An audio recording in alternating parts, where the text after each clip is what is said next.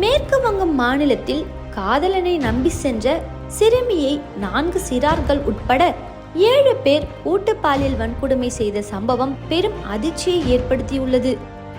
மேற்கு வங்கம் மாநிலம் ஜல்பைகுரி பகுதியை சேர்ந்த சிறுமி ஒருவர் அதே பகுதியை சேர்ந்த இளைஞரை காதலித்து வந்ததாக சொல்லப்படுகிறது.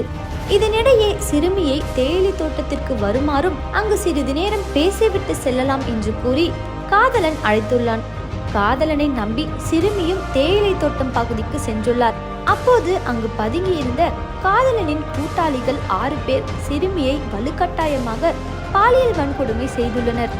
மேலும் அதனை வீடியோவாகவும் பதிவு செய்து சிறுமியை மிரட்டவும் செய்துள்ளனர். பின்னர் அவர்களிடமிருந்து தப்பி வீட்டிற்கு வந்த சிறுமி தனக்கு நடந்த கொடுமைகளை வீட்டில் தெரிவித்துள்ளார். இதனை கேட்டு அதிர்ச்சியடைந்த பெற்றோர் இது தொடர்பாக காவல் நிலையத்தில் புகார் அளித்தனர். புகாரின் அடிப்படையில் வழக்கு பதிவு செய்த காவல்துறையினர் சிறுமியை கூட்டு பாலியல் வன்கொடுமை செய்ததாக 3 சிறார்கள் உட்பட 7 நபர்களை கைது செய்துள்ளனர். கைது செய்யப்பட்டவர்கள் அனைவரும் போக்சோ சட்டத்தின் கீழ் நீதிமன்றத்தில் ஆஜர்படுத்தப்பட்டு சிறையில் அடைக்கப்பட்டுள்ளனர்.